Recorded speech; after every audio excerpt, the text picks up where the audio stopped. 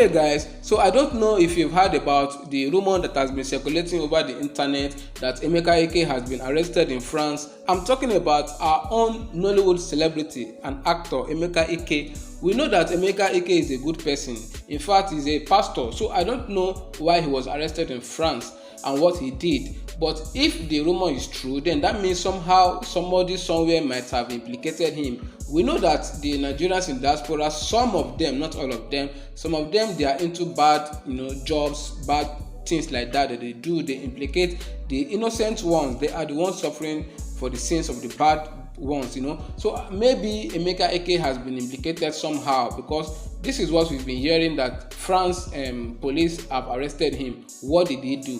Emeka Ike it's been long he was on the set and that he acted movies, and we've not been seeing him. We've not even set our eyes on him, or for we not to be hearing that Emeka Ike has been arrested. Or is there any other Emeka Ike in the Nollywood industry that we don't know?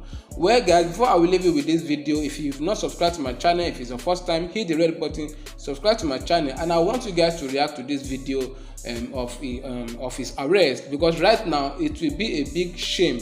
They keep bringing bad news to the country. I mean, letting the whole world to know that Nigeria is this, Nigeria is into fraudulent act, Nigeria is corrupt, and we all know. But this is why we need to be covering up our shame. We need to be, there are some things that we are not supposed to do outside the country, so that they won't limit us to some certain things. There are some things we are supposed to be enjoying outside the country. But if they continue to say that, to see the bad things that we are doing, trying to spoil other countries, trying to spoil their countries, then they will just maybe ban visa or take some action that is going to affect the innocent Nigerians. So I will leave you with this video. Please don't forget to subscribe to my channel and make sure you like this video. Until next video, I'll see you guys. So something happened today, and honestly, I'm just so angry at this point. I'm so lost for words and so disappointed in the Nigerian country, the Nigerian law, the Nigerian police. You guys are meant to be protecting people, and I get a phone call that my husband, who is a Nigerian citizen, has been arrested, and I asked why. My husband is such a good person, a great guy. I couldn't even think of one thing that he does wrong in order to be arrested. And I found out he was arrested for a haircut. Literally a haircut. So I don't want to tell you how my mind is feeling right now and how stupid you sound for arresting somebody for a haircut, but I'm going to get to what actually happened in detail in just a minute. My husband was in Computer Village today to get his phone fixed, and he then took an OPay bike to go home, and the driver went through a red light, I don't know, guess being careless or whatever, and the police stopped him, the traffic police, and obviously he was going to get into some consequences based on the fact that he, broke a rule. But my husband, who was a passenger, did no such thing, and for some reason, he was apprehended, he was arrested, he was put into a van, he was beaten, and when he asked what he was being, arrested for, what was the problem, where was he going, they told him that he was being arrested because of his haircut. His fucking haircut. So, Nigeria, I am literally so infuriated with the way you guys are running your country. I don't even know how to put into words right now how angry, how emotional, how frustrated I am that I am married to a great man who, unfortunately, is a Nigerian citizen. And it's because of this that I've decided to make this public. I am trying to draw awareness to the fact that I'm outraged. I'm so disappointed, and I'm so worried for the safety of my family in Nigeria, my husband's family in Nigeria, my friends. I'm scared for the fact that I will one day carry Nigerian children, and I would want them to see where they come from. But honestly, I'm embarrassed. I'm embarrassed for this country that the police is supposed to protect. The police are supposed to bring safety, reassurance to these people. And instead, you guys are scaring them. They actually run the other way when you guys come around.